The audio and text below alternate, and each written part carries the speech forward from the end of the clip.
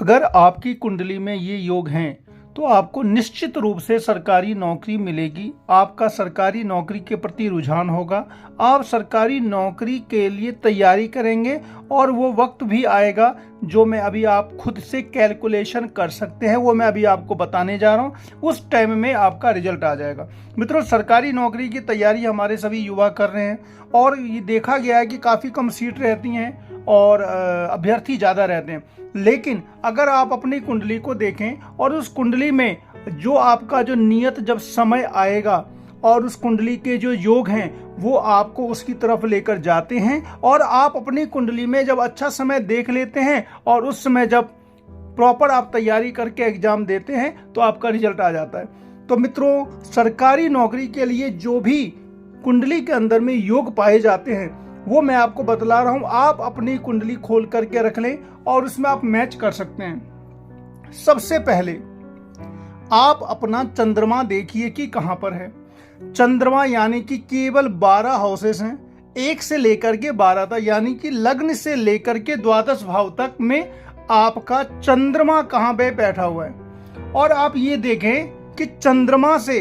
तीसरे घर में, छठे घर में, 10वें घर में और 11वें घर में अगर सूर्य, शनि, राहु, मंगल बैठे हुए हैं, यानी कि चंद्रमा से 3rd, 6th, 10th और 11th हाउस में अगर क्रूर ग्रह बैठे हुए हैं, बैड प्लैनेट बैठे हुए हैं, तो आपको निश्चित रूप से सरकारी नौकरी मिलेगी। पहला रूल। सेकंड है कि सरकारी नौकरी के जो कारक होते हैं वो सूर्य और बृहस्पति होते हैं।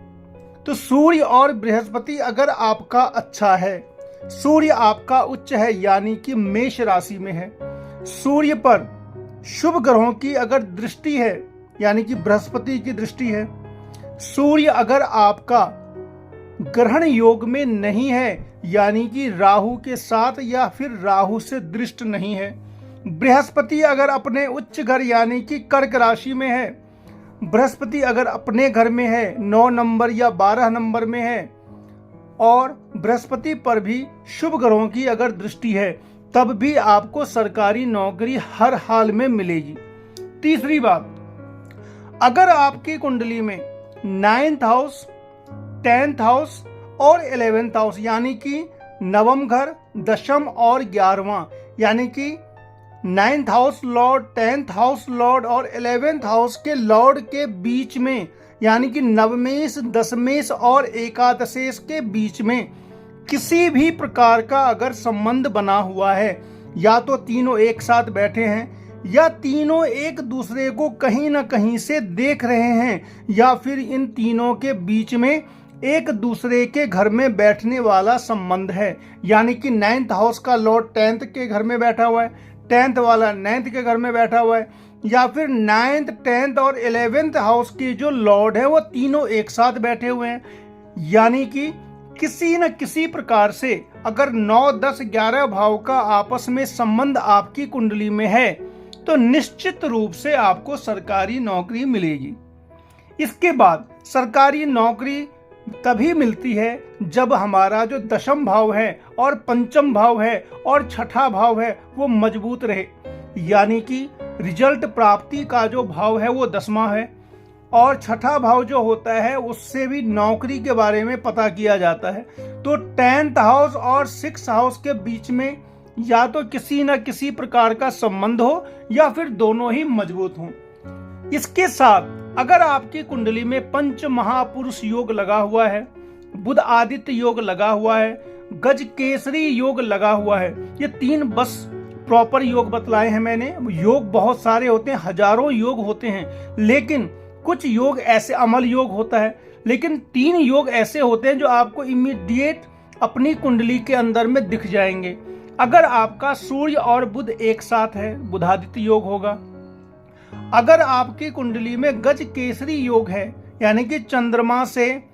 चौथे घर में, 7वें घर में और 10वें घर में अगर बृहस्पति बैठे हुए हैं तो गज केसरी योग हुआ। इसके साथ साथ अगर आपकी कुंडली में केंद्र के स्वामी और त्रिकोण के स्वामी में अगर किसी न किसी प्रकार का दृष्टि संबंध हो, केंद्र क्या होता है, पहला हाउस चौथा, सातवां और 10वां। त्रिकोण होता है 5वां घर और 9वां घर। यानी कि अगर 5वें घर के मालिक का संबंध अगर 10वें घर के मालिक के साथ हो जाए, 5वें घर के मालिक का संबंध अगर चौथे घर के मालिक के साथ हो जाए, 9वें घर के मालिक का संबंध अगर 10वें घर के मालिक के साथ हो जाए, यानी कि 9th हाउस लॉर्ड और 10th हाउस लॉर्ड एक साथ बैठ जाए, किसी भी प्रकार से, बहुत प्रकार से होगा, 4 और 2 6 मिलके मैथमेटिकल अगर हम देखते हैं तो 15-20 प्रकार से योग बन सकता है। यानी कि 1 4 7 10 के लॉर्ड अगर 5 और 9 के लॉर्ड के साथ एक साथ बैठ जाएं, एक दूसरे पर दृष्टि दें या फिर एक दूसरे से म्यूचुअल योग बनाएं, यानी कि एक दूसरे की राशि में बैठ जाएं, तो भी सरकारी नौकरी प्राप्ति के लिए बहुत ही ज़्यादा प्रबल योग होता है। इसके बाद चूंकि 10th हाउस आपकी नौकरी का घर है, अच्छी नौकरी का घर है, और 10th हाउस पर अगर सभी शुभ ग्रहों की दृष्टि पड़ती है, 10th हाउस पर अगर बृहस्पति की दृष्टि हो, शुक्र की दृष्टि हो, बुध की दृष्टि हो, तो सरकारी नौकरी में आपको सफलता मिलती है। एक चीज और है कि 4th हाउस, 9th हाउस और 10th हाउस, चौथे घर का मालिक, 9वें घर का मालिक और 10वें घर का मालिक, इन तीनों के तीनों में किसी न किसी प्रकार का अगर संबंध है, संबंध में एक होता है युति संबंध, जब उनके मालिक एक साथ बैठ जाते हैं किसी राशि में। दूसरा होता है दृष्टि संबंध, अगर ये मालिक एक दूसरे को अगर 7वीं दृष्टि से देखें, या फिर शनि कभी कभी 10वीं दृष्टि से मंगल को, और मंगल चौथी दृष्टि से शनि को देखता है, या फिर एटलीस्ट एक तरफा दृष्टि भी हो, तब भी सरकारी नौकरी का प्रबल योग होता है। नेक्स्ट जो है मित्रों वो है महायोग। महायोग ये होता है कि एक दूसरे की राशि में बैठना, एक दूसरे की राशि में बैठ जाना शुभ भावों से। तो अगर 1st 4th 5th 7th 9th और 10th इनके जो लॉर्ड है आपस में अगर इंटरचेंज करके राशि बदल के बैठते हैं तो इसको महायोग कहा जाता है। और इस परिस्थिति में भी हर हाल में सरकारी नौकरी मिलती है। इसके अलावा अगर आपकी कुंडली में बहुत सारे प्लैनेट शुभ अवस्था में हैं, 10 से 20 अंश के बीच में हैं, उच्च के हैं, मित्रों से दृष्ट हैं, बुधादित्य योग, पंच महापुरुष योग, गजकेसरी योग एटसेट्रा और भी कुछ शुभ योग अगर हैं, तो निश्चित रूप से आप तैयारी करें और आपको सरकारी नौकरी मिलेगी। अब बात ये आती है कि हम तैयारी तो कर रहे हैं, हमें सरकारी नौकरी कब मिलेगी, हमारा रिजल्ट कब आएगा। मित्रों, अगर आप अपनी दशा और अंतर्दशा, अपनी कुंडली खुद से देख पाएं, अगर आपके पास PDF है या अगर आपके पास अपनी कुंडली है, तो उसमें आप अपना देखें कि जब कभी भी आपका 9th हाउस, 10th हाउस और 1st हाउस के लॉर्ड की जब दशा चलेगी और गोचर में भी वो प्लैनेट आपस में दृष्टि या युति संबंध बनाएंगे, बस उसी समय आपकी नौकरी में आपका रिजल्ट आ जाएगा, आपका प्रमोशन हो जाएगा और आपका जो भाग्योदय है वो हो जाएगा। तो मित्रों, इस तरीके से मैंने जो बिल्कुल सबसे ज्यादा जो प्रबल योग होते हैं, वैसे तो सरकारी नौकरी क्या हर एक योग, हर एक चीज के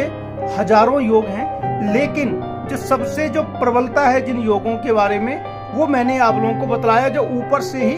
पता चल जाता है। तो ये मैंने आपको बतलाया और आप अपना चेक भी कर सकते हैं। और इसके साथ साथ मैं आप लोगों को यही बोलूँगा कि आप लोग चैनल को सब्सक्राइब जरूर करें, क्योंकि ज्योतिष का, एस्ट्रोलॉजी का जो मैथमेटिकल एनालिसिस है वो मैं आप लोगों को बतलाता हूँ, टोटली मैथमेटिकल एनालिसिस बतलाता हूँ, जिससे आपको लगे कि मैथमेटिक्स से जानने के बाद हम अपना डेट तक देख सकते हैं कि किस डेट में हमारे साथ कैसी परिस्थिति बनेगी। तो मित्रों, सब्सक्राइब जरूर करें। तो मिलते हैं नेक्स्ट वीडियो में, तब तक के लिए नमस्कार।